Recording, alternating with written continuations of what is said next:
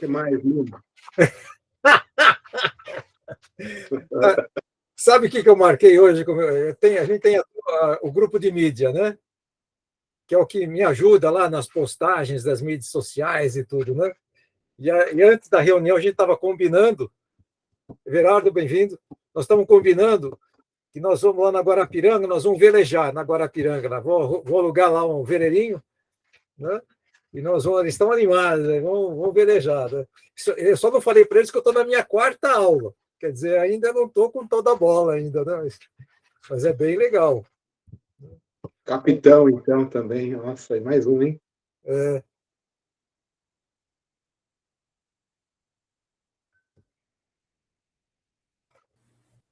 Boa tarde, pessoal. Entrei um pouquinho atrasado. Meu nome é Everaldo. Tudo bem, Verão?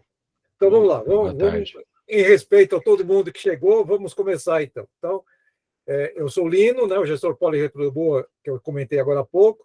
Nós temos a presença de duas colegas nossas voluntárias também, que é a Elizabeth, a Beth e a Marilda, que são do grupo de apoio, né, que estão aqui estão na nossa presença.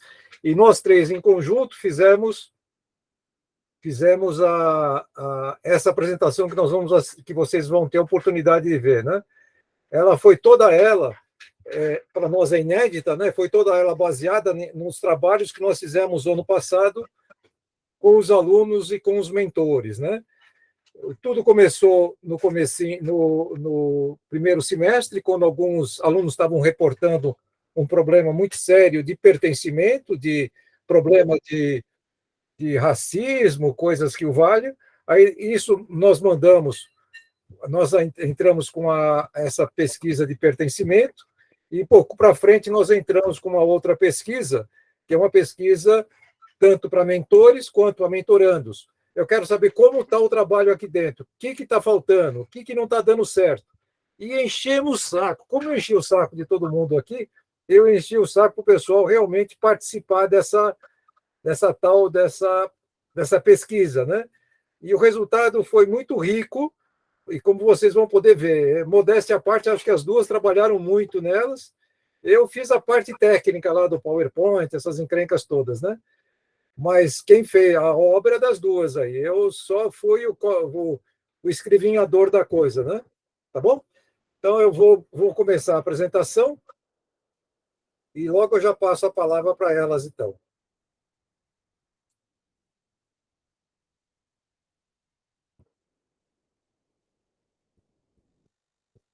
Vai, computador. Estou com um computador também que é uma carroça também, viu? Também estou com tanta coisa aberta que. Tem uns para doar lá na EP, viu? Pega lá para você. Eu não, quero nem saber. O Daniel está reclamando do computador desde a última reunião, cara, para ver se alguém falava isso para ele. Você acabou de.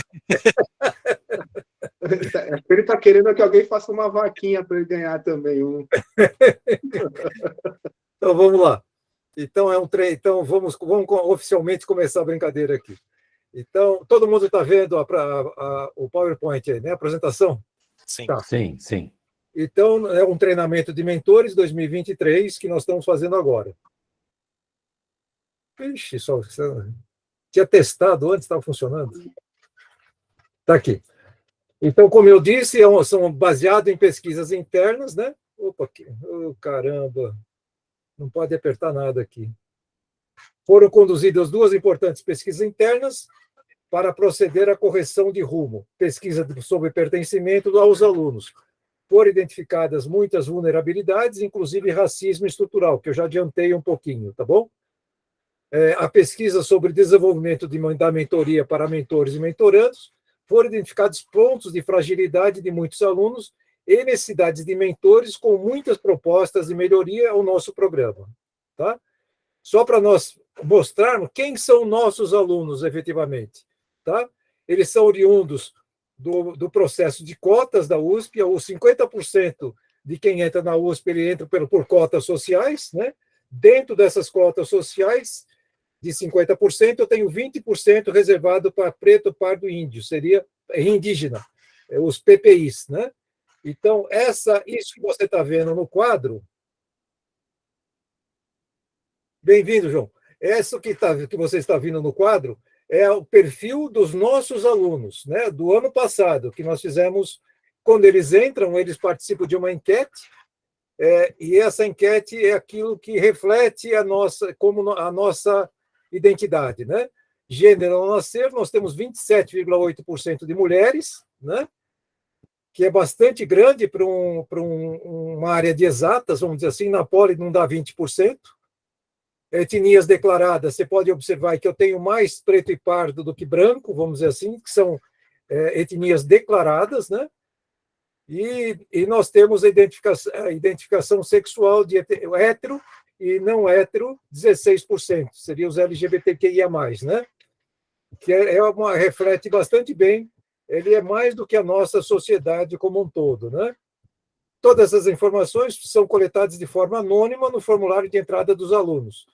Todos os alunos têm perfil de vulnerabilidade P1, que é para quem nós oferecemos bolsa e mentoria, ou P2, só mentoria. Tá bom? Isso é mais ou menos o nosso perfil.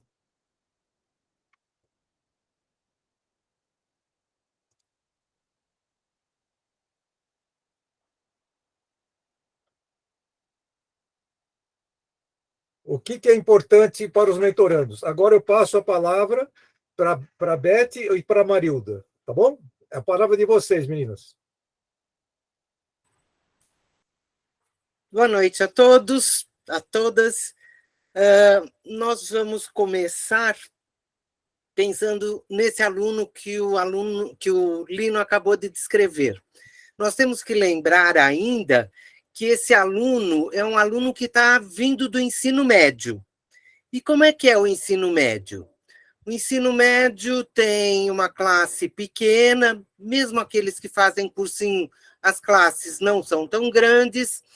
Esses alunos, quando têm alguma dificuldade em prova, a classe toda foi mal, o professor dá mais uma provinha, precisa de mais uma nota, vai dar um trabalho em grupo.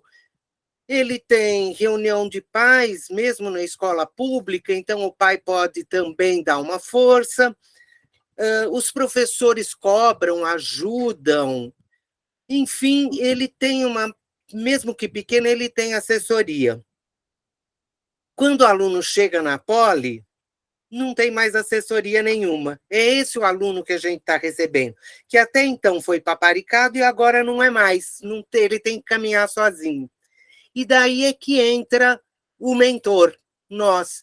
O que nós vamos fazer? Nós vamos orientar esse aluno para ele passar, fazer essa transição do ensino médio que ele era paparicado, para ele poder caminhar sozinho daqui para frente. E para que a gente possa fazer tudo isso, nós precisamos ter metas, a gente precisa ter objetivos, onde nós queremos chegar. Então, nesse quadro que nós estamos vendo agora, tem os nossos objetivos. Por que eu falo no período de aulas? Porque são aquelas reuniões que vocês vão fazer quinzenalmente, no mínimo, com os alunos, para poder orientá-los. A primeira coisa importantíssima, não queremos evasão. Nós queremos que os alunos se formem em 5 anos. E é responsabilidade nossa orientar, encaminhar esse aluno, dar conselhos para que eles enfrentem as dificuldades e acabem a graduação no período de 5 anos. Bom, com relação a assistir aula, nós temos muitos alunos no nosso programa que moram muito longe, eles demoram 2h30 para chegar na USP. Então, eles levantam às 4h30 da manhã para chegar a assistir a aula às 7h30. Se ele tem uma aula só, das 7h30 às 9h30, ele não vai. Daí ele vai numa outra disciplina que o professor é enrolado, não fala bem, ele não gosta, ele não vai mais. E o que a gente percebe é que esses alunos ainda não têm maturidade para estudar sozinho. Conclusão, DP. Então, um dos caminhos é mostrar para eles como assistir aula, que assistir aula é importante. Caso ele tenha alguma dificuldade, caso as aulas não estejam de acordo com o que eles querem, que eles possam formar pequenos grupos para conversar com o professor, dois, 3 alunos, que possam conversar com o professor, mostrar que está sendo difícil, qual é a solução, o que eu posso fazer. Então, a gente precisa orientá-los de como assistir a aula e a importância da aula. É na aula que o professor vai dizer o que vai cair na prova, não é estudando com provas anteriores que ele vai chegar ao resultado, né? Evitar DPs é o nosso problema. Não sendo possível evitar as DPs, é importante que a gente oriente os alunos como resolver essa situação de dependência, como resolver o semestre que vem com algumas disciplinas pendentes, né? E outra coisa importantíssima, que é a atividade nossa, é propor momentos de lazer, seja cultural, esportivo, acadêmico. Existem muitos grupos coletivos na USP que podem ajudar. Na própria Poli tem o foguete, o kart, tem muita coisa que eles podem fazer. Dessa forma, eles conseguem um grupo de amigos e isso faz com que eles se animem também para irem para a escola, né? Para a Poli. O Daniel tinha uma questão. Você quer falar agora, Daniel? Você mencionou, Maria Elizabeth, a questão da evasão. A gente sabe que a Poli, né, evasão sempre foi alta, mas né, historicamente sempre foi. E agora, né, com o programa, né, a partir de que se instaurou esse programa, como é que está essa evasão? A gente tem a estatística, qual que é o percentual atual? Eu não tenho a estatística, mas eu tenho relato de muitos alunos, e esses alunos falam sempre que se não fosse o meu mentor, se não fosse a minha mentora, eu teria desistido.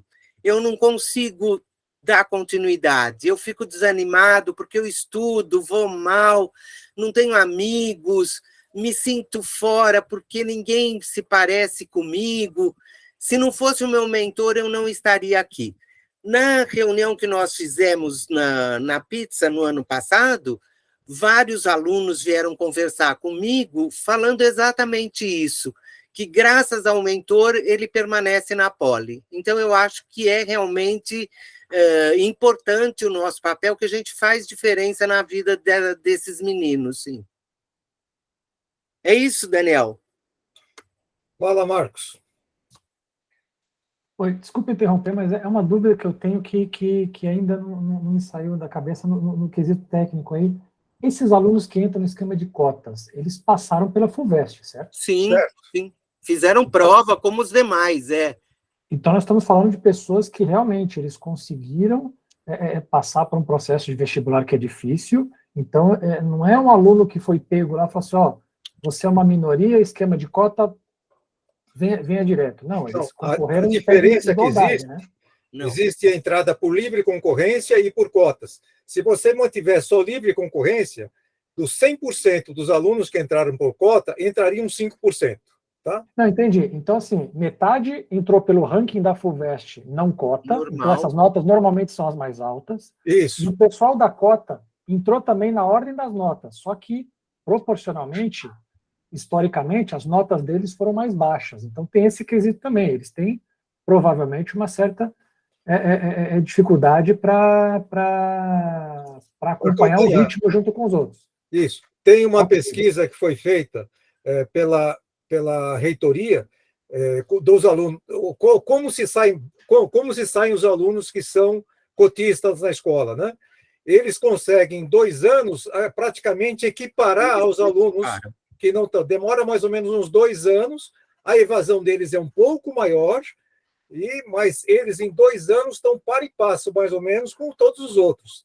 Tá bom? Isso é muito importante que vocês saibam. Eu vou procurar essa pesquisa que foi feita, eu tenho até contato, quem organizou essa pesquisa é uma professora das ciências sociais, excepcional, né?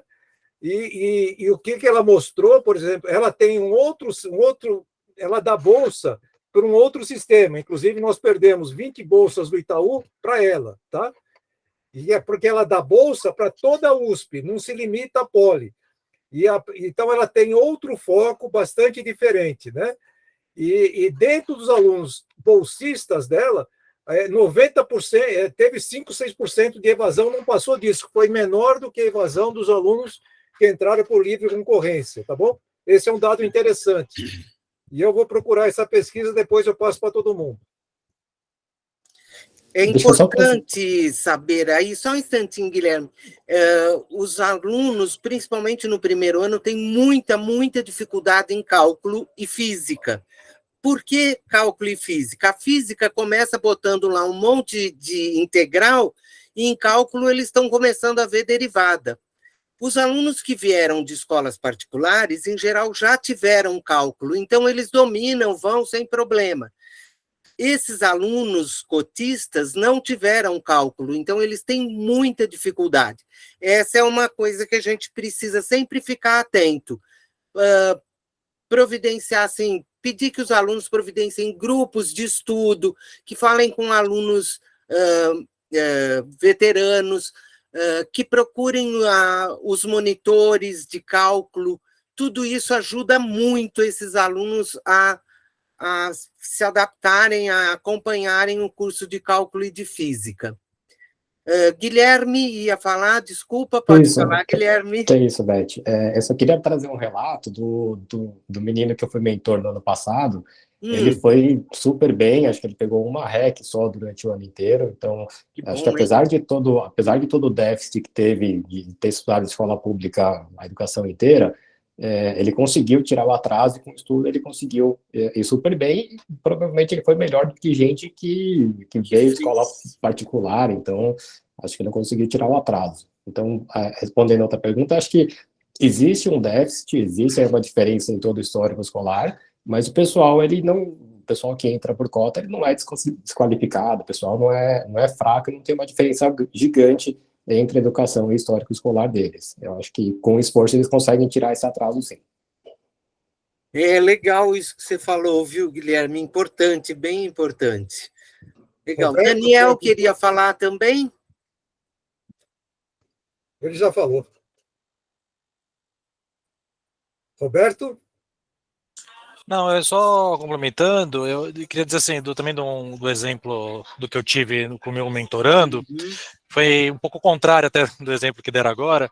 Ele até no primeiro ano, ele foi super bem de nota, não pegou dependência nenhuma, mas quando a gente começou a fazer a mentoria dele, né, porque eles estavam remotos, né, até o outro ano, eu sentia um medo de a gente perder ele, porque era um cara que se tinha uma questão de autoestima, ele não se achava que ele era bom o suficiente, ele achava que ele tinha que trabalhar ao mesmo tempo, tudo ele achava que ele estava perdendo oportunidades, que as pessoas estavam fazendo iniciação científica, sabe, ele tinha um desespero e ele se sentia assim numa agonia. E engraçado que durante o ano a gente conseguiu, e hoje até eu acho que eu começo a ter chance de perdê-lo como mentorando, porque ele conseguiu virar a chave e virou um aluno da Poli normal.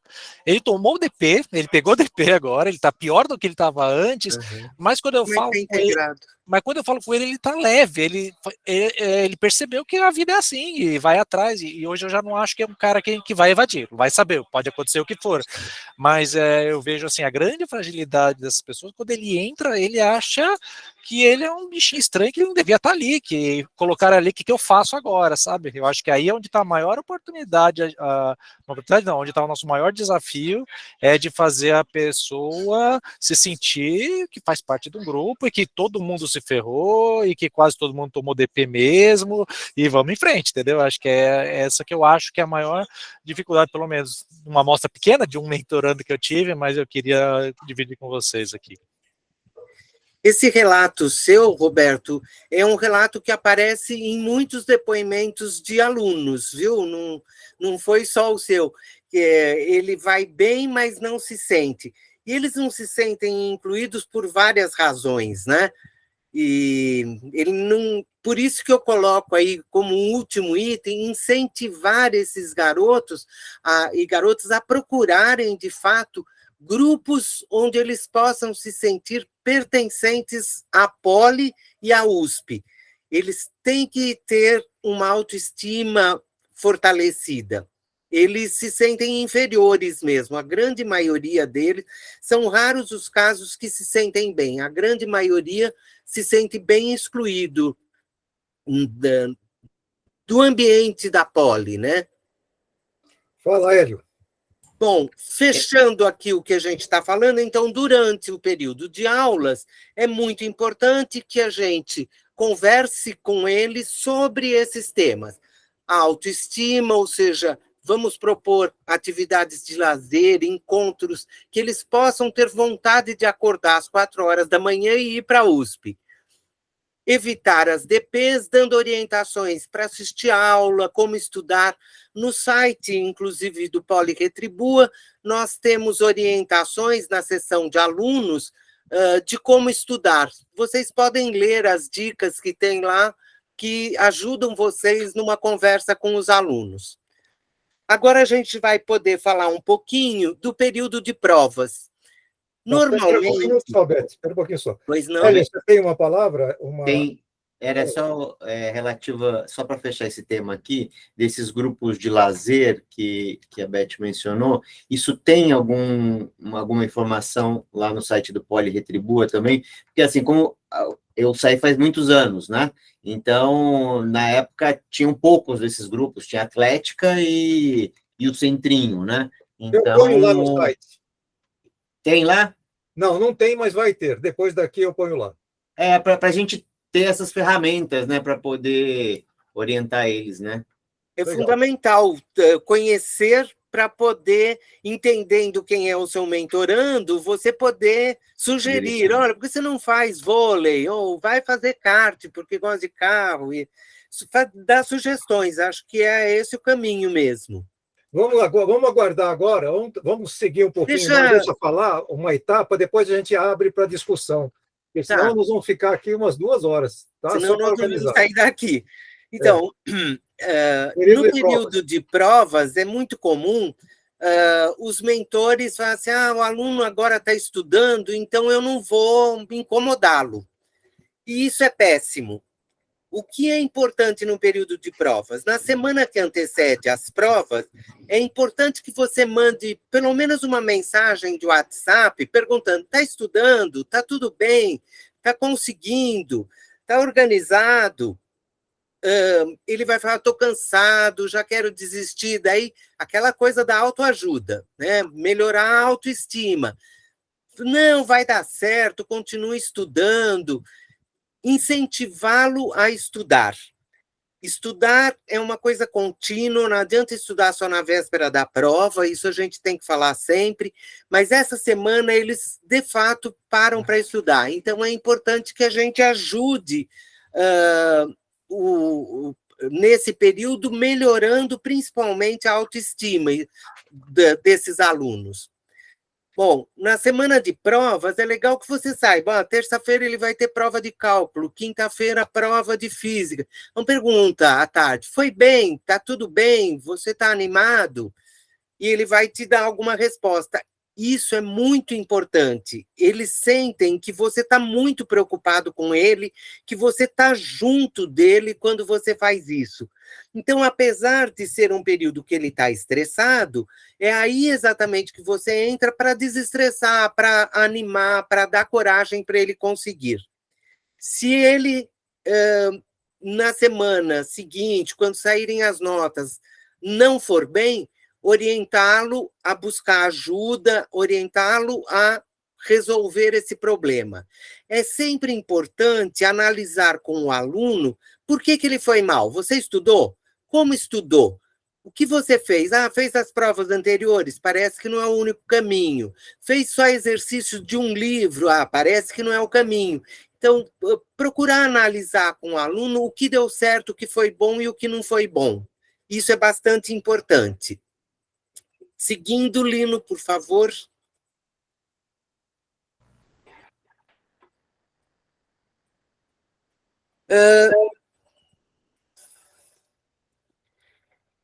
Alguém quer falar?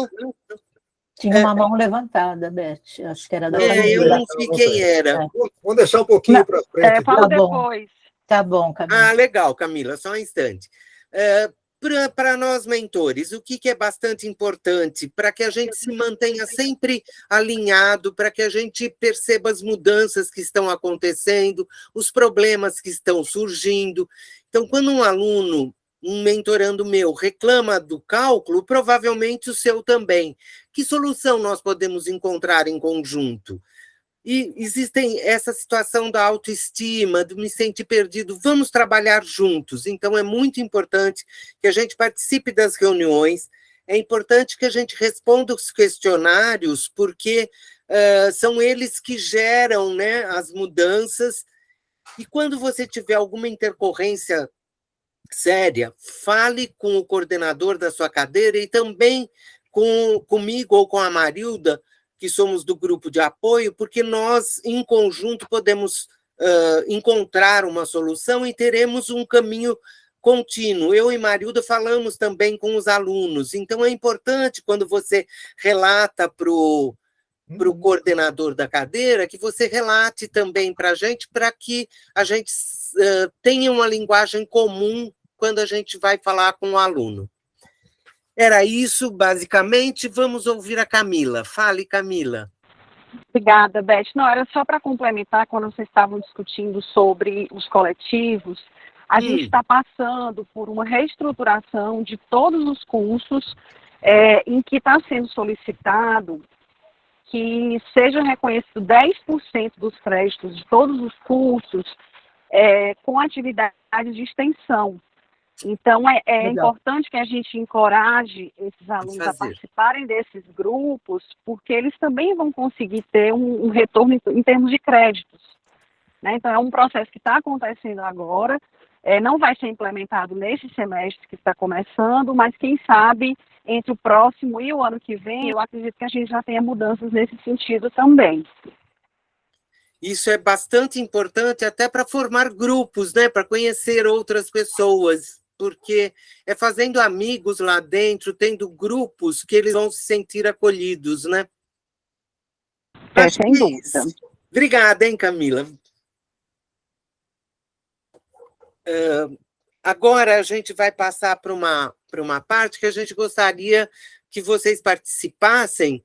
Eu vou passar para a Marilda, que nós vamos falar um pouco sobre relatos que nós obtivemos. Espera um pouquinho como só, é que Marilda. podemos agir? Sim, o Newton está com a mão levantada. Fala, Newton.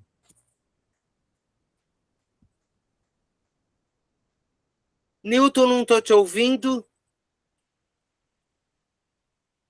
Ainda não.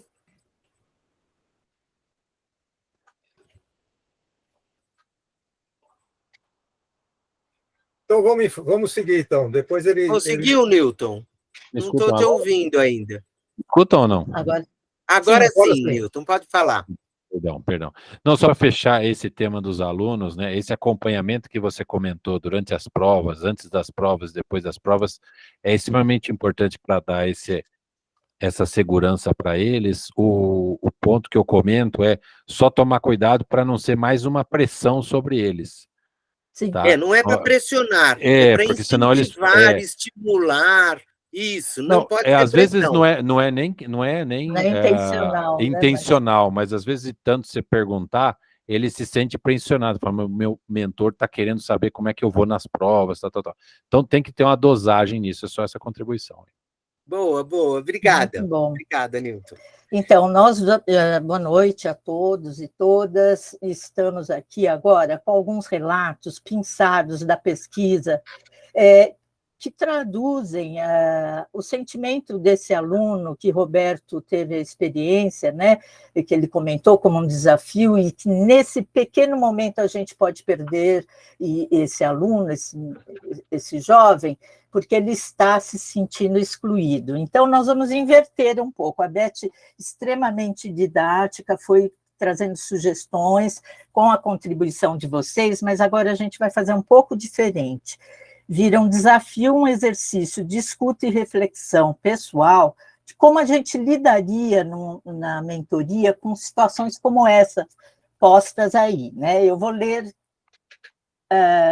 dois relatos que tratam, em princípio, de exclusão acadêmica, tá? Desse aluno que chegou para você.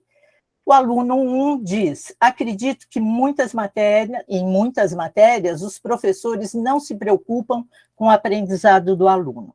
O fato de mais da metade da sala ficar em recuperação é motivo de orgulho para certos professores. Vocês, politécnicos, sabem disso claramente, né? O aluno 2 já traz uma outra expressão dessa exclusão. A universidade não leva em conta o fato de que muitos não vieram de escolas particulares, e sim de públicas, e que muitas vezes não tinham professores, não tiveram conteúdos, né? Então, quando o seu aluno traz isso, eu queria agora a colaboração de vocês. Eu, a Beth, o Lino, né? Como um exercício, como é que você lidaria com um aluno, né? Que sugestão você tem para a gente aqui no grupo de orientação, né?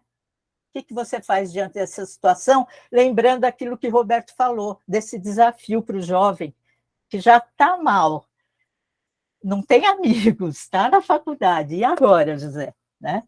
Então, se for espontâneo, vai ser melhor, senão eu pego algum voluntário aí. Não, o Newton, o Newton, o Everaldo também está de mão levantada, o Marcos, ótimo. Newton. Vamos lá. Bom, eu tive mais ou menos esse problema quando eu estava com a mentoria, né? O que eu fiz foi um trabalho com a mentorada no sentido de se colocar na posição do professor também.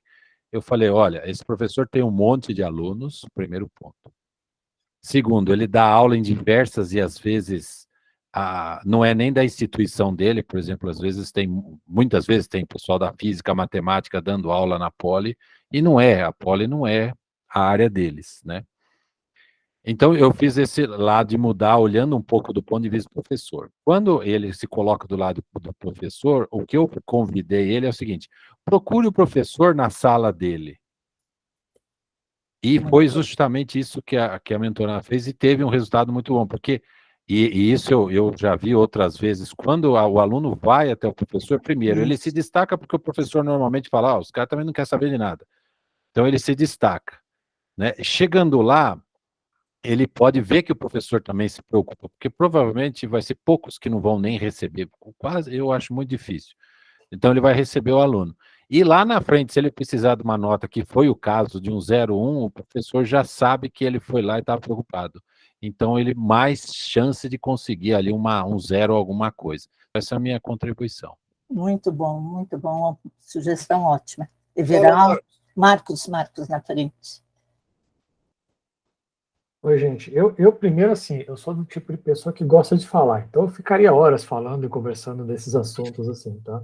Mas ouvindo um comentário desse, de um aluno dizendo que o professor não se importa, não se preocupa, eu tentaria conversar com ele e tentar explicar, pelo menos eu iria do lado seguinte, olha, não se preocupe tanto com o professor, preocupe-se com a matéria, o objetivo do aprendizado, tá?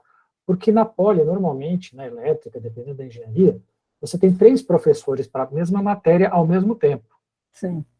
E então, assim, eu falo, não dá bola para isso não, esquece o professor, foca no seu aprendizado. Lógico que é bom você conhecer o professor, visitar o professor, é muito importante, eu tenho experiências com isso, tá? Mas eu falei para ele o seguinte, um professor de universidade, de faculdade, a cabeça dele é diferente da de um professor de escola particular, de ensino médio ou de escola pública. Ele pensa, eu tenho alunos, e eu tenho às vezes centenas de alunos, e ele está lá para passar a matéria, o aprendizado. Se ele tem muita reprovação na matéria dele, é um ponto negativo para o professor, não para o aluno. Olha, se um monte de gente tomou pau numa matéria, pode ser que o problema não seja os alunos, pode ser que seja o professor. Então, eu daria foco para ele tentar... Personalizando, né, Marcos? Exato. Eu falo assim, esquece o professor, deixa ele lá. Ele explica mal. Cara, vamos tentar superar isso.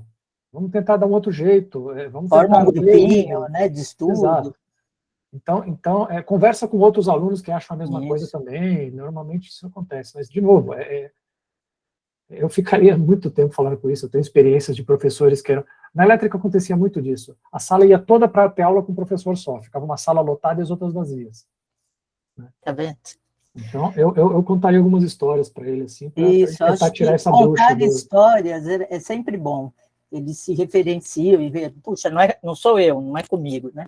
Acho que o Nil, quem que está agora ali, não sei que está acompanhando. Everaldo. Everaldo, tá bom, Everaldo. Vamos lá. Excelentes as colocações do Marcos e do Newton. Aliás, Marcos, um outro dia eu te conto uma história que hoje é lenda na Poli, mas aconteceu com a minha classe e com o professor Mariotto, tá? Mas Eu conheci Orsini e Mariotto. esse professor aí. Eu queria escrever um livro de histórias das coisas que aconteceram lá. Tem umas muito boas. Por que não, né? A história da minha Não. turma. Inclusive, quero mandar um abraço aqui para o Aldo Michelini, que é meu colega de classe. Eu vi ele aqui no grupo, não vejo ele faz um tempão. Mas é o seguinte, esse aluno 1, esse comentário dele é muito relevante, mas eu dividiria em 2 etapas. Primeira, reprovação de mais de metade da turma. Segunda, a percepção do professor estar orgulhoso disso. São 2 coisas separadas. A primeira é bem o que o Marcos falou. Tem professor que não sabe dar aula. E o que a gente comenta muito entre nós, minha turma, é que o que eu mais aprendi na Poli foi a ser autodidata, a me virar e aprender sozinho, porque as aulas péssimas, eu assisti muita gente que não tem didática nenhuma. Então, a gente tem que se virar e estudar por conta própria, formar um grupo, ou enfim, aprendemos a ser didáticos. Bom, agora, o ponto número 2, se alguém percebe que o professor tem orgulho desse, aí o problema não é do aluno, o problema é do professor. E nós estamos falando de uma pessoa que tem problemas de autoestima e que se sente poderoso quando ferra com a vida de um monte de gente.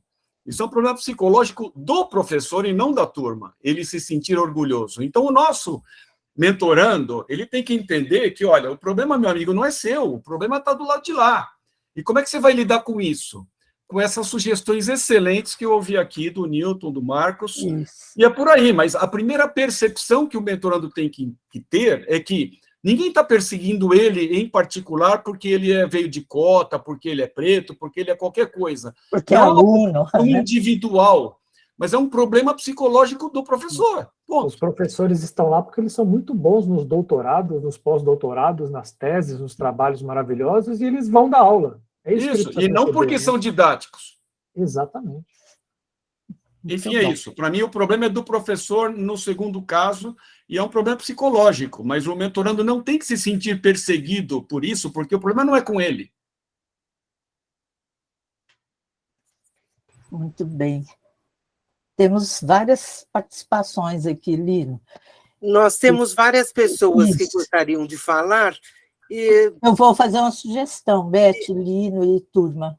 E se a gente fosse vendo outros tipos de exclusão e a gente depois, fosse mais para frente, a gente voltasse a discutir esse ponto aqui da exclusão acadêmica. 2 slides sobre exclusão que a gente vai ampliando. Da acadêmica, Lino, aparece também no próximo, e daí acho que a gente pode ir para esse próximo.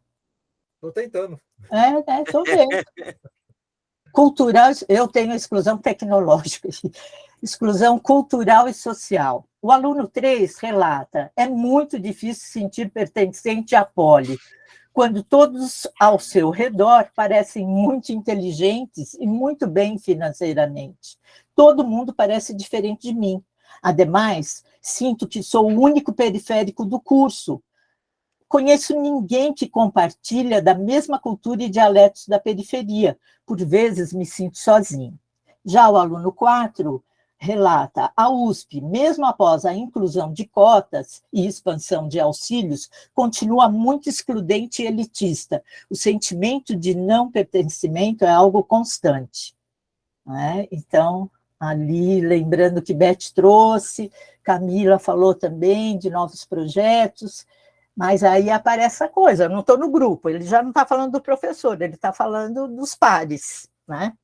E ele está olhando para os pares diferentes, ele não está achando igual, né? Passamos para o próximo? Para o próximo, e daí a gente faz todos os comentários. Aí a gente inclui a racial, a gente entendeu assim, que o aluno 5 coloca: tenho me sentido bem magoada, é uma aluna. As pessoas são estabilizadas financeiramente e, por alguma questão histórica, são pessoas brancas. O aluno 6 já traz: a sensação de não pertencer é constante. Não sou de São Paulo. Sinto que não pertenço ao USP, que eu não devia estar aqui porque eu claramente não sou boa o suficiente. Também uma aluna. E o 7, o choque de cultura foi a semente da minha sensação de distanciamento e não pertencimento à universidade. Faço acompanhamento médico e psicológico contra a depressão. Então, temos situações que são reais, né? Que são sentimentos. Como que a gente limpa essas emoções, né? É um exercício mesmo de reflexão, de escuta. Vamos lá. Rafael, está com a palavra. Oi, um segundo, só que eu estou no escritório, eu preciso achar um armário de vassoura aqui para esconder. Gostei. Pronto. Acho que dá para ver aqui, não sei. Não estou me vendo, mas anyway. O que eu queria comentar era, na verdade, sobre o primeiro ponto que você falou da questão das notas, né? O professor tem orgulho. Acho que todo mentorando passou por isso, e eu lembro que a indicação, mas a conversa que a gente teve era de duas, que a gente quebrou em dois, né? Um foi entender que, de fato, não é nenhuma perseguição pessoal e que todas essas malvadezas, dos professores, todo mundo tem uma coleção, e que, no fundo, ele acreditar que vai dar certo e todas as histórias vão virar histórias no futuro, que ele vai dar muita risada disso quando passar, para ele guardar esse momento, não vai esquecer, e que, no fundo, vira um ponto em comum na carreira dele, na vida dele. Então, se a gente continuar aqui, cada um vai contar alguma história de alguma professor que aprontou alguma na sala de aula, né? E que isso vira, na verdade, assunto. Mas o ponto principal é que a gente falou muito, tem que achar um jeito de estudar, de achar um grupo de estudos. O ângulo que normalmente eu tenho é esquecer um pouco da matéria, esquece um pouco da poli, é o autoconhecimento, o quanto você se conhece em termos da sua capacidade de estudar. Quem é você quando você estuda? Como é que você vai bem nas matérias? Em algum momento você sentou, estudou e foi bem. Tanto que você está aqui na USP. Cota ou não cota, em algum momento, esse processo de aprender a matéria, você passou por isso. E você teve sucesso nisso. Cada um aprende de jeito diferente. Muitos amigos aqui, é justamente o contrário do que foi dito aqui. Eles não iam na aula, iam super bem. Mas é um processo que cada um tem o seu. Tem gente que estuda com grupo e vai muito bem. Tem gente que anota a aula inteira. Tem gente que presta atenção e não precisa anotar tanto. Qualquer que seja esse método, o aluno sabe, porque ele teve que passar por isso, mas ele precisa investir nisso, investigar um pouco o que funciona, e uma vez, eventualmente, ele vai descobrir o que funciona. E investir nisso, e prosseguir, né, e realmente criar mecanismos e ambientes que valorizem a forma que ele sabe estudar. Nem sempre dá certo, nem sempre tem tempo, mas é um processo, sobretudo, de autoconhecimento. Na verdade, esse ângulo é o que eu acho que mais funcionou com relação aos mentores. Muito bom, Rafael. Mauro, você está com a palavra, Mauro. Obrigado, Lino. O pessoal falando aí, fantástico. Eu não lembrava de mais nada disso, comecei a arrepiar, me apertou a barriga, o coração, falei, Jesus Cristo, é difícil entrar, pior sair, né? Mas foi muito bom mesmo, lembrar de todo mundo, nossa, lembrar dos professores. Agora, eu gostaria de contribuir, então, com uma coisa um pouco de uma experiência que eu tive lá no CVV também, que lá eu treinei muito e aprendi a atender essas pessoas que estão com ansiedade, crise de ansiedade, né? Chegando a uma depressão e até os extremos. Mas uma ferramenta, dentre várias que tiveram, que funcionou muito nesses atendimentos, é a questão da devolutiva, que é a gente primeiro ter uma escuta empática com as pessoas que estão se posicionando e mostrando a dificuldade, né? Isso é fácil para a gente, porque a gente já passou por isso, e depois fazer que ela, através dessa devolutiva, que é ela fala, às vezes uns 5, 10 minutos dos problemas dela, e você espera um pouco e repete o que ela falou de uma forma concatenada com as principais coisas só. Uhum. Isso tem um efeito que no começo eu não acreditava, não, mas olha, funciona, e funciona muito, porque aí ela escuta ela mesma falando e aí ela avança. E assim ela vai até ela descobrir, se for possível, né, nem todos conseguem, ela descobrir a solução para o problema dela, né? Então, essa é uma técnica que é simples, né, mas tem um retorno muito grande. E eu acho que talvez pudesse ser feito. Tem um livro, né, eu acho que todo politécnico gosta de ler, chama Tornar-se Pessoa, do Carl Rogers, que é a base, né, lá do CVV das instruções. E ele mostra um pouco da psique humana, né, e isso ajuda bastante. Eu acho que para a gente se preparar para ajudar esse pessoal, a gente sabe a bucha que é, né? Eu lembro que tinha matéria que era pré-requisito para ela mesma, Deus me livre. Mauro, deixa eu só fazer uma interrupção rápida. O Mauro está convidado a participar do grupo de apoio. Grupo de apoio, ser parte com do certeza. grupo de apoio, certo, Mauro? Será muito bem-vindo. Ô, Lino, vai ser um grande prazer, viu? O que eu puder ajudar. Aliás, depois eu até precisava falar com você, porque a Ana falou comigo e eu conversei com um pessoal que eu conheço lá na Eletronuclear, e eles se disponibilizaram, expliquei o que é isso daqui, a fazer uma palestra, né, sobre energia nuclear aí, acho que para o pessoal e para todos os alunos. A gente precisava combinar depois Evoluiu disso. a conversa com a Ana, então. Evoluiu, eu vou falar com ela amanhã, mas eu já mandei um material para ela ler, já expliquei algumas coisas e tal. É com você. Legal. Rafael, a palavra é tua. Mauro, você pode só repetir o nome do livro, por favor? Tornar-se pessoa. Obrigado. Acho que pode pôr no chat, né? Com o Carl Rogers. Quem chegou por último, por favor, coloque o nome no chat, que é isso que é a lista de presença. Para quem ainda não colocou, por favor, registre sua participação lá no chat. Obrigado. Felipe, é sua agora a palavra. Opa, boa tarde. Eu cheguei depois, já coloco o nome lá no chat, mas peguei uma parte.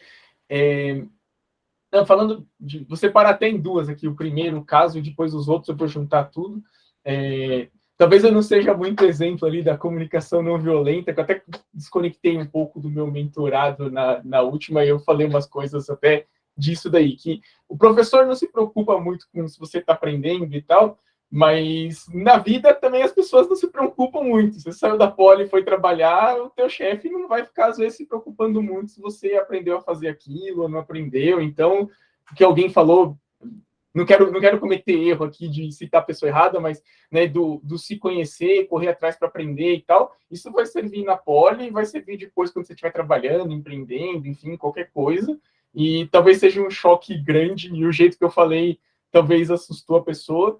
E essa parte do escola pública, do grupo e tal, eu usei exemplo meu e até de alguns amigos que eu tenho, que, né, eu vim de escola pública e estudei na poli há bastante tempo já, e sim, ninguém tá lá porque a vaga caiu no colo, né? Veio por cota, não veio e tal. A pessoa fez por merecer, só que o que eu acho que muitas vezes acontece é que as pessoas se destacavam no grupo que elas estavam, independente daquele grupo, entrou na poli e a gente entra lá e começa a tomar pancada na cabeça porque todo mundo abaixa a bola ali, né? Seja o que ia muito bem no melhor na escola de São Paulo, ou que ia muito bem numa escola ruim e tal. Mas a gente acaba achando grupos parecidos ali, e aí eu tinha amigos que chegavam com o carro do ano e eu chegava de ônibus e o cara era super gente boa. E tinha amigo que andava de ônibus junto comigo e se achava melhor que os outros e tal. Sempre tem algum grupo que a pessoa acaba se encaixando ali. Então, acho que é importante buscar esses grupos que acontecem ali, né? No fim das contas, tá todo mundo sofrendo igual, não é porque o cara tem o carro do ano que tá sofrendo ali com a poli e com tudo isso. Legal. Paulo, a palavra é tua, Paulo. Oba, Leno, obrigado. Olá, pessoal. Acho que o Felipe eu tenho uma visão bastante parecida. Eu ia colocar no primeiro caso que professor universitário, para o professor universitário de maneira geral, o aluno é um mal necessário. Ele está lá para fazer pesquisa, ele não está lá para dar aula. Ele dá aula porque é obrigado. Se ele pudesse, ele enforcava todos os alunos, né? Então, acho que o pessoal precisa entender um pouco disso também. A gente, quando entra, fica todo mundo muito contente, excitado, eu sou o rei do mundo, e depois, quando, pelo menos no meu caso, que foi a primeira nota, foi cálculo, a gente tem um choque de realidade. Então, eu sempre conto essa história, que eu lembro do colega que veio do Bandeirantes, eu fiz escola pública, eu imagino que para ele 9,5 era motivo de choro o final de semana, e a média de cálculo foi 3 da turma. Então, eu lembro dele descer a escada da produção, naquela época a nota saía no mural, você tinha que ir lá ver, ele vinha chorando. Então, tem que contar para o pessoal que, desde que a poli é poli, a gente sofre, né? Que o professor não está muito interessado, que cabe da gente resolver. Como alguém falou, entrar a parte fácil do processo universitário, né? E eu lembro também muito, né, eu cito isso para os mentorandos, não sei se alguém daqui teve aula com o professor Fleury de física, e eu vivi uma história que ele fez uma terapia numa sala de 120 alunos que foi inesquecível, quer dizer, nós estamos falando disso de 81, 82, até hoje eu vejo o professor Fleury cuidando da turma. Então, eu tento passar isso para os mentorandos,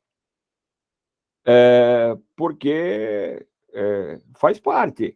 E essa parte de ser excluído, eu tenho uma experiência pessoal que eu brinquei com um colega, pô, você não deu um bom dia, está ficando rico? A resposta dele foi, eu não estou ficando, eu já sou.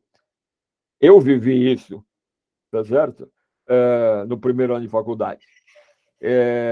Então, é assim, você vai encontrar o teu grupo, acho que naquela época não existiam tantos grupos de atividades desse foguete, que for, não tinha nada disso.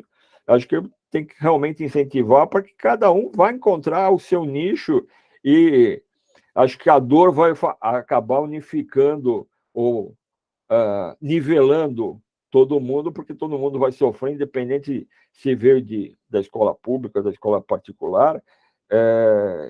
Eu tenho que reforçar que, se você está na USP, se você passou numa FUVEST, não interessa, você se destacou sobre tantos outros milhares que estavam querendo estar no teu lugar. Então, não vem dizer que você não é bom. Você é muito bom, muito melhor que muita gente. Então, se valorize, porque acho que esse é um ponto importante, que você tem que ter esse autoconhecimento, né? Se conheça e se valorize, porque isso vai ser... um fato, você está aí, você tem que valorizar e tem que comemorar o fato de que você está tendo essa oportunidade. Daniel, você. Mais na verdade, é uma pergunta, uma perplexidade aqui que eu queria levantar, porque não é o caso, né, esse tipo de relato não é o caso da minha experiência com os meus mentorandos. Né, eles nunca me reportaram esse sentimento todo, tão grande assim de exclusão. Aquela primeira fala do aluno 1, né, de que eu me sinto único, né, não me identifico com a cultura. Como é que... É uma pergunta, na verdade. Sendo que todas essas minorias representam metade, né, dos alunos, para mim me parece meio perplexo a pessoa se sentir única se existe metade dos alunos são negros, são pardos, são todas essas minorias, vieram de cotas. Como é que... me parece um pouco exagerado, né, esse sentimento, frente a um fato que eles estão, né, até, né, num percentual até acima do que né, numa divisão da sociedade naturalmente seria, né, encontrado. É uma pergunta, assim, eu também não Né? Eu queria que, né, que o nosso grupo de apoio ainda pudesse esclarecer para nós, mentores, né, como é que pode ter esse sentimento tanto de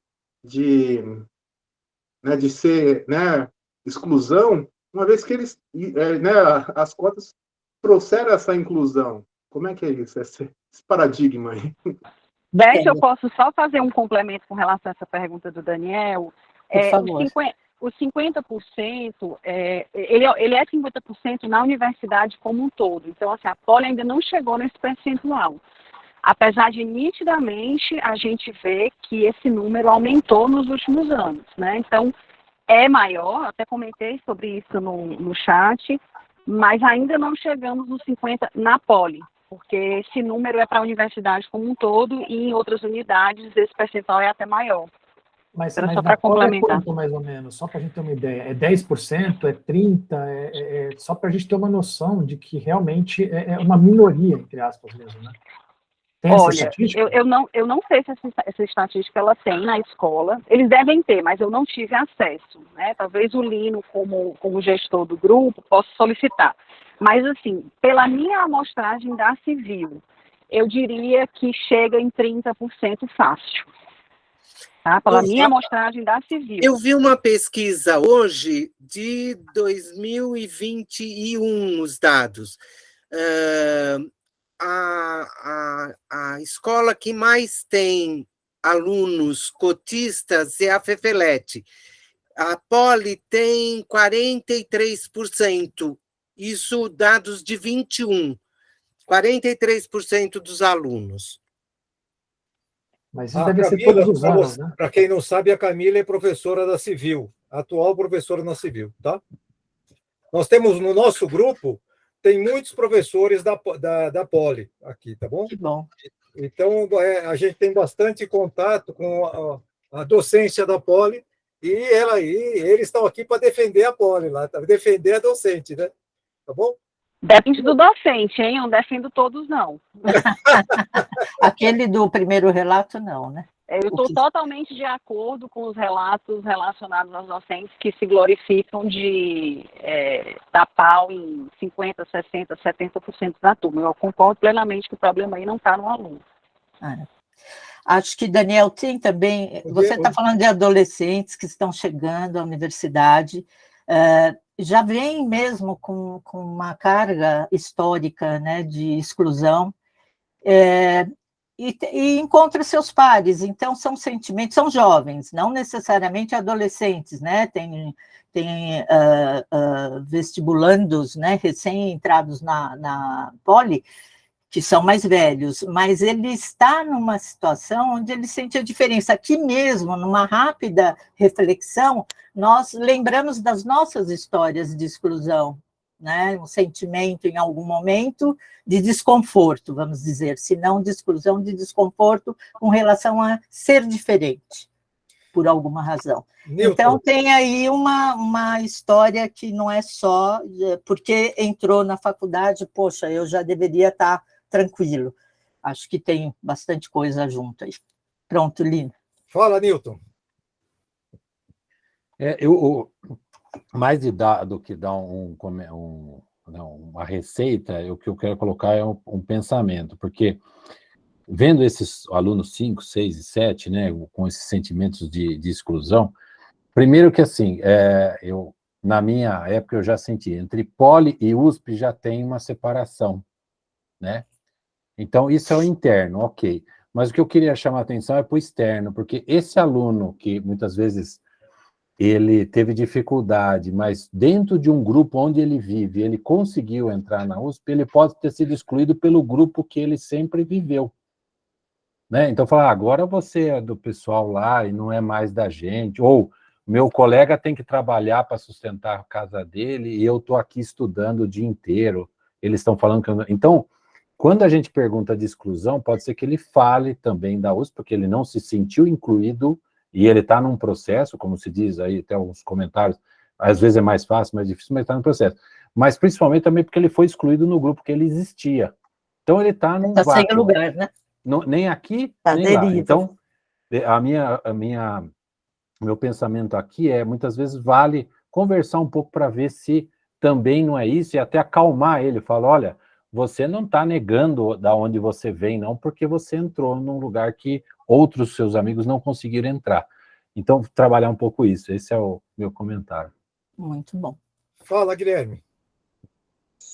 Eu acho que alguns pontos que, assim, eu concordo com muito do que todo mundo falou, mas acho que alguns pontos que eu tentei trabalhar com o meu mentorando foram, normalmente o pessoal, eu acho que eles vêm com aquela síndrome do impostor, de achar que não merece estar lá, de achar que não está pronto para estar lá. Acho que uma coisa que eu fiz bastante foi trabalhar o pertencimento mesmo de onde ele está. Ele está lá porque ele fez por merecer, ele não está lá porque deram a vaga. Eu acho que fazer ele saber que ele está lá por mérito dele, acho que foi uma das minhas principais metas de todas as conversas que eu tinha com o meu mentorando. Eu acho que isso, assim, o fato dele saber que ele não está lá porque deram a vaga, acho que ajuda ele a tentar se colocar no mesmo patamar de outros alunos, e aí diminui um pouquinho da distância entre a relação interpessoal deles. Eu acho que isso tenta ajudar.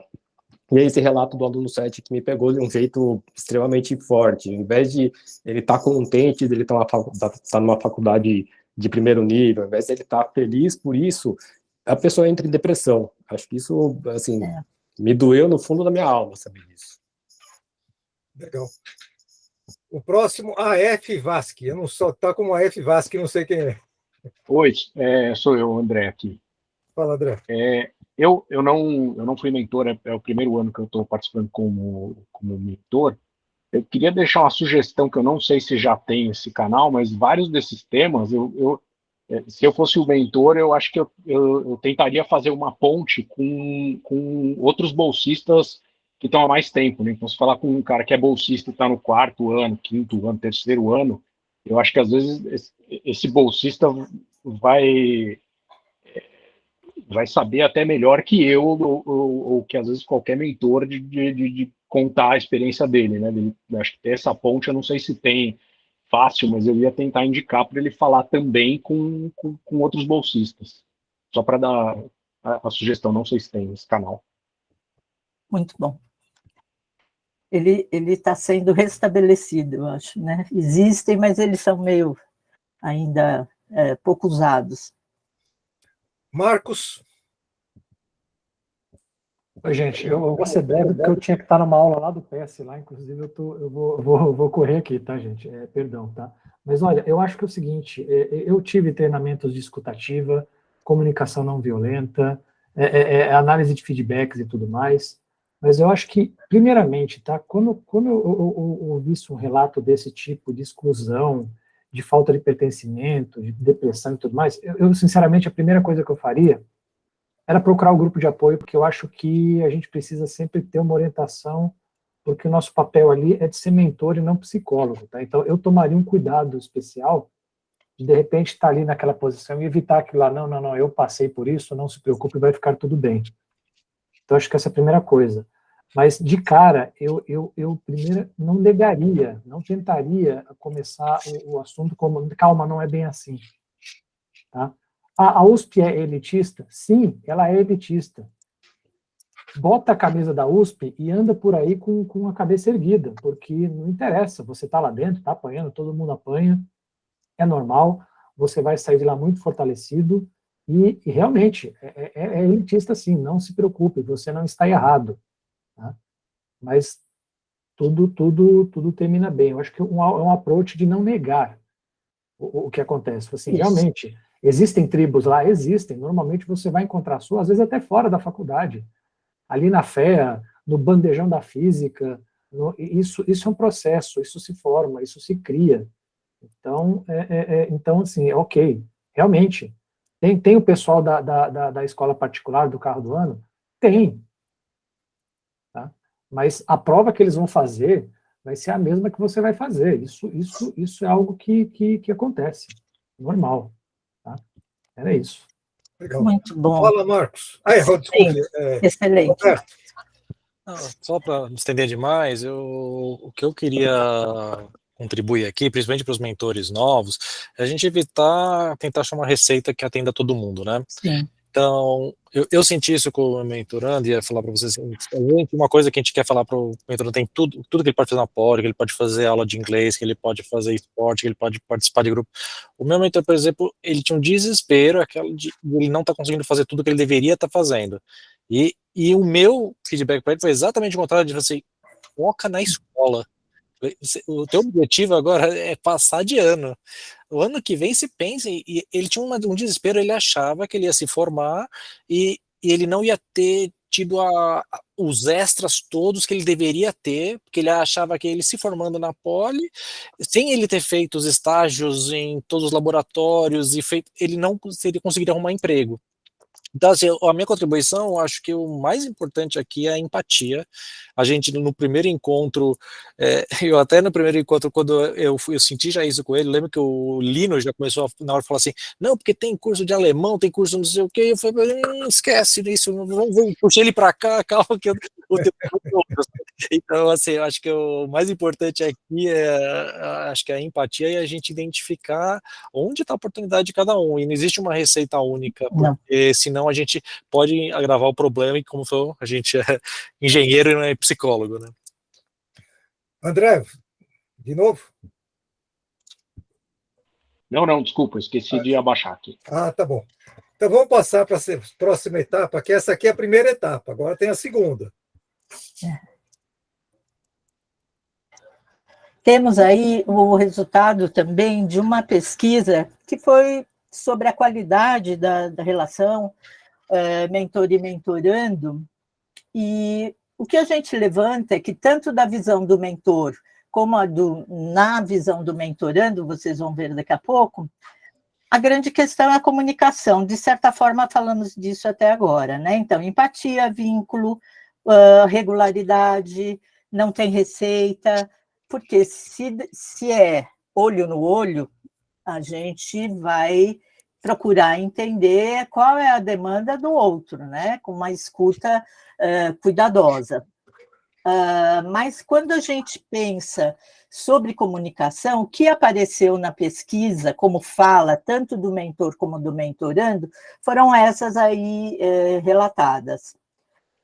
São exemplos, né? Isso de agosto do ano passado. O mentorando não busca falar comigo, e eu, de vez em quando, pergunto como ele está indo. A mentoranda só reage quando eu envio mensagens. O mentorando tem dificuldades nos estudos e não conta com o apoio da família, e eu me sinto sem conhecimento para ajudá-lo. Não ficou claro aí qual conhecimento, né? Se era no aspecto humano, de conteúdo, enfim.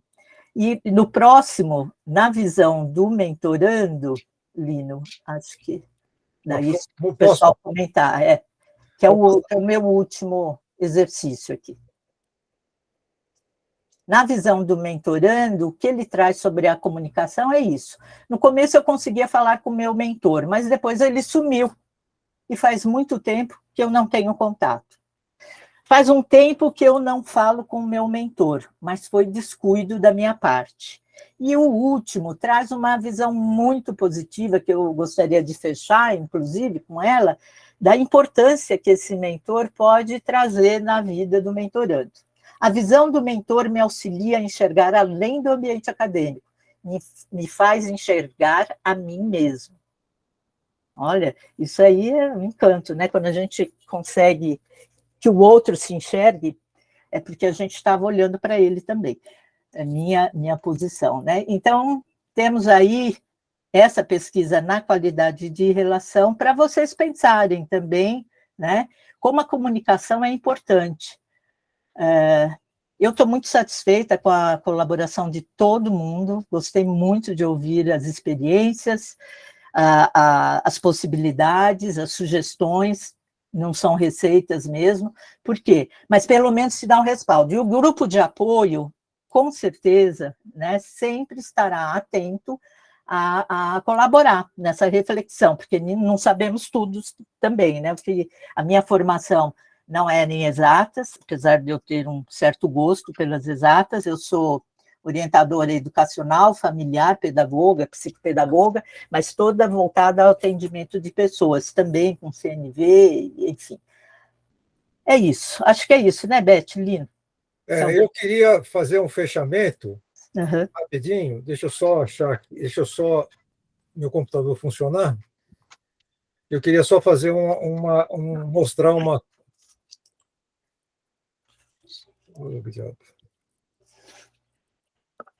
Enquanto o Lino encontra lá, eu queria agradecer a todos a participação. Marilda e eu estamos à disposição de todos para trocarmos ideias. Acho que o encontro de hoje fez uma construção bastante importante para todos nós. Isso nos deixa mais seguros para atender os nossos mentorandos. Agradeço muito a participação de todos. Agora achei já, consegui. Agora deixa eu só compartilhar uma tela mais uma vez com vocês.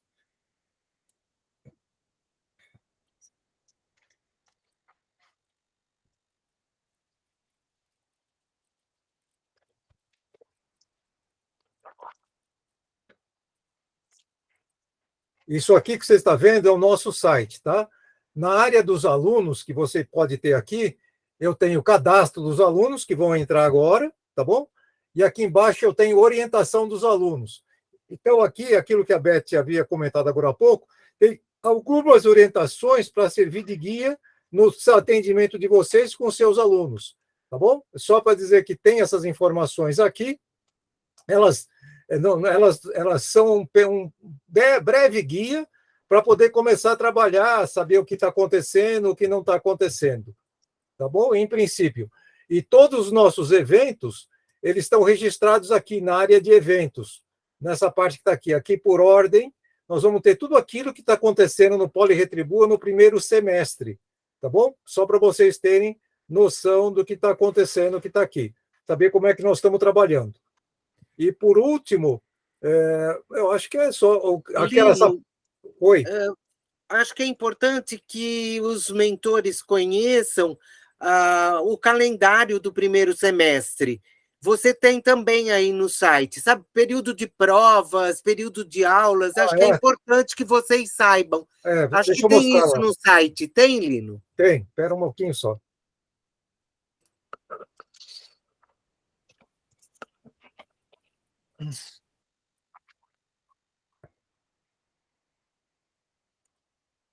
Aqui na parte, estão vendo? Aqui na parte de notícias, que você jogar aqui dentro, notícias, ele vai começar exatamente com o calendário do biênio, que são os alunos com quais nós estamos trabalhando.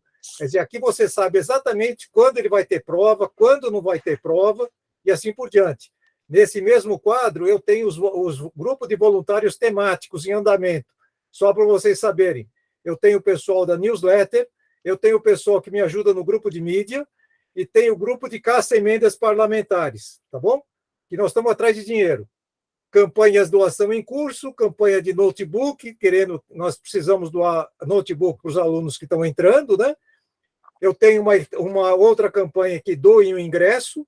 O que é esse ingresso? É quando a gente faz uma palestra, a ideia é sortear 4 a 5 ingressos no final para servir como motivador para os alunos participarem das palestras, né? E eu tenho outro que seria a parte de doação, campanhas de doação, que é para bolsas, que é contínua também. Quais são os próximos eventos que nós vamos ter? Nós vamos ter agora, muito legal, que nós vamos ter no dia 13/3, eu vou estar presente lá no CDI, na recepção aos novos alunos.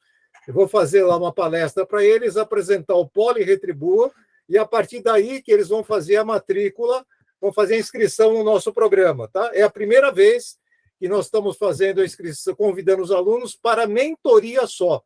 Bolsa é depois, porque bolsa nós dependemos da avaliação do SAS, que é do sistema, o Serviço Social da USP. Quer dizer, nós trabalhamos com o grau de vulnerabilidade que eles fornecem. Quer dizer, a ideia é começar com mentoria e vão torcer para que eles aceitem, né? Aqui nós temos as reuniões de boas-vindas, que nós já fizemos uma, vamos fazer uma segunda, e treinamento de mentores, que nós fizemos uma, vamos fazer uma segunda complementar na semana que vem, para quem não pôde vir aqui hoje, tá bom? Então, basicamente, o que eu tenho a comentar com vocês é isso. E desculpa, 1h20, eu tentei segurar um pouquinho as palavras, ele tem que segurar um pouquinho as pessoas que não... Nós tínhamos feito um planejamento para 40 minutos, deu mais que o dobro. Super agradeço, estou à disposição, qualquer coisa, entre em contato comigo. O João Ciro, que é o egresso lá, é um professor catedrático da Poli, também de Civil, ele é um mito dentro da Civil, certo, Camila? E... Certíssimo. Certo, é um grande mito lá e é uma grande honra tê-lo aqui no nosso programa. Tá bom? Então, obrigado a todos, boa noite, descansem bem. É meu. Tchau, boa noite. Tchau. Boa noite. Boa noite. Boa noite a todos. Adonis, você pode ficar um instantinho? Você falou do quadrimestre, você tem aluno em computação ou química? Computação. Porque eu tenho uma mentoranda da química, eu tenho também esse problema do quadrimestre. Parece que a computação é até um pouquinho mais calma, né? Mas é complicada, né? Então, assim, não é muito não tem necessidade, não. Eu pergunto para ele, a gente vai se coordenando, mas eu perguntei mais por curiosidade, porque se só repetir o calendário, fala. Não, facilita muito a vida da gente ter esse calendário. Mas é legal saber de gente que tem essa situação de quadrimestre, que é bem diferente do conjunto, né? Legal, de vez em quando vou trocar umas ideias com você, viu, Adonis? Perfeito, estou à disposição. Legal, acho que o que eu demorei mais para entender como funcionava era o estágio, mas como já tive mentorando de química no passado, nem no Retribua, lá, eu fui mentor no programa do Amigos da Poli, então eu já teve um mentorando meu que me explicou tudo como funciona, então agora eu sei dar opinião. Mas no começo eu falava, não, eu queria fazer um estágio. Eu comecei a dar opinião e falei, não, mas o meu estágio não é assim. Porque é completamente diferente essa história. Completamente diferente. Aí tem que explicar para ele, metade do pitch é se vender, outra metade é vender o quadro, né? Tem que explicar como é que é seu estágio. É bem isso. A entrevista também é difícil. Mas legal, depois fica à vontade. Pode mandar, a gente troca. Vou conversar com você em outro momento. Obrigada. Tchau. Obrigado. Boa noite.